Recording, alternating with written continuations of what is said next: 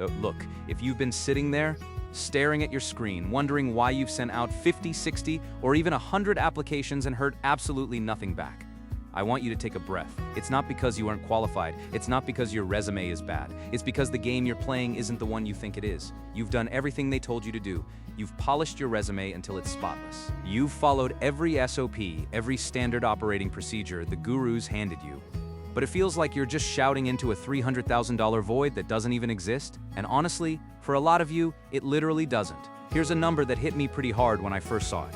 22% of all active job postings right now are ghost jobs. They're listings that companies have no intention of filling. They're just there to collect data or keep a talent pipeline warm while the actual hiring freeze is on. Let that number sit for a second. Nearly a quarter of the energy you're spending is being siphoned off by ghosts.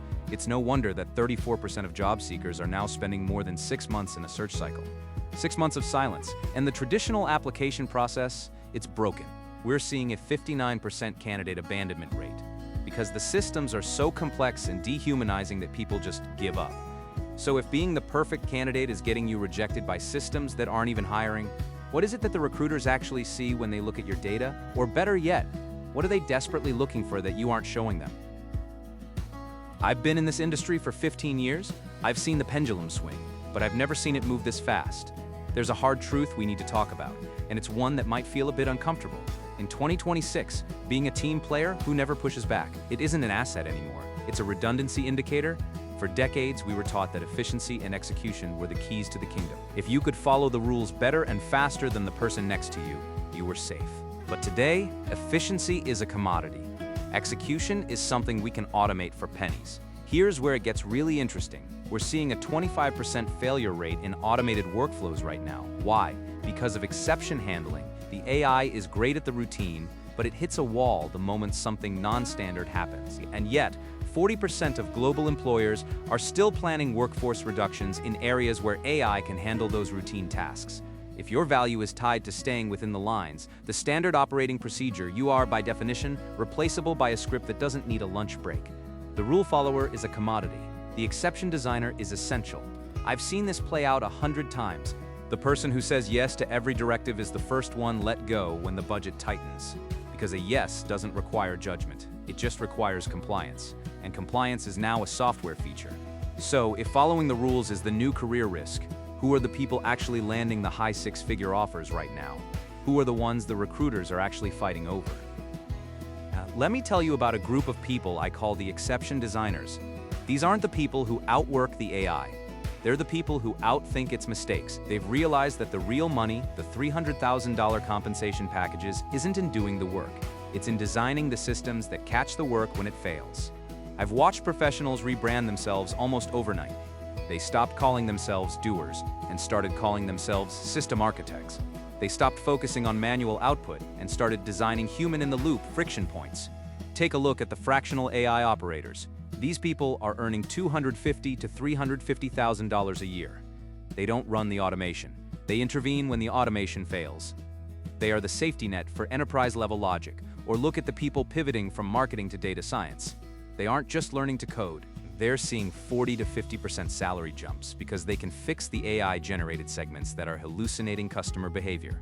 And for the top-tier AI product managers, we're seeing total compensation hitting $900,000. Not because they know how to prompt a chatbot, but because they know how to manage the complex integrations where the machine usually breaks down. These people aren't just lucky. They've identified a specific flaw in the machine that only a human no can fix.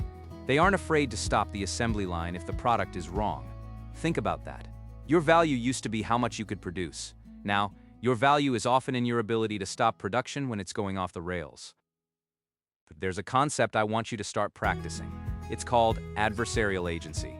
We know the machine is faster than you. We know it can process more data in a second than you can in a year. But the machine is also more confident in its lies. It doesn't know when it's hallucinating. It just knows how to be convincing. This is where your opportunity lives. The winners in this market are shifting from workflow execution to strategic auditing. Leaders are absolutely desperate right now for people who can verify and govern what the machine produces. They are terrified of an AI-driven error that creates a massive financial or ethical liability. Look at the data from the PwC Global AI Jobs Barometer. There's a 56% wage premium for AI-augmented roles. 56%, that isn't just a small bump. That's a completely different lifestyle. And we're seeing a 100% year-over-year increase in job postings that require generative AI proficiency. But here's the secret. They don't want people who just use AI. They want people who can audit it. When the AI hallucinates, when it makes up a fact or a piece of code that looks right but is fundamentally broken, that is the moment you earn your paycheck. Your decisive human intervention prevents an enterprise-level loss. That 56% wage premium, that's where your $300,000 value lives. It lives in the know. It lives in the moment you look at a machine-generated report and say, "This is wrong, and here's why." If your value is no longer about your yes, how do you start practicing the no that makes you indispensable?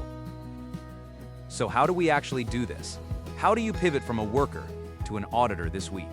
You don't need a new degree. You need a new stance. Step 1. We need to change how you present yourself.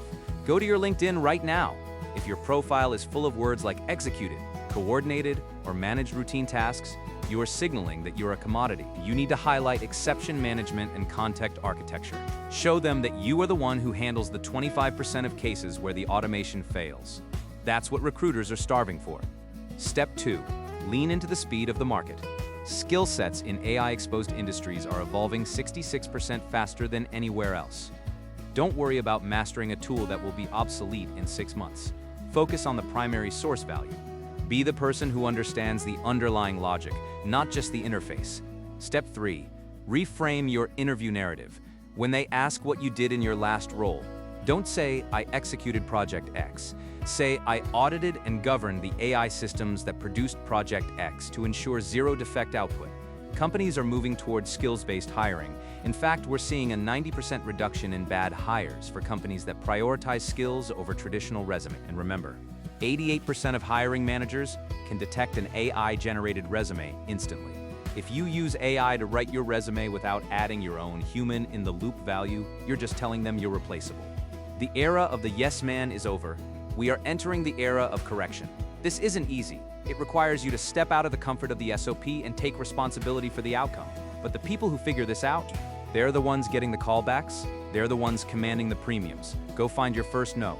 I'll be here when you do.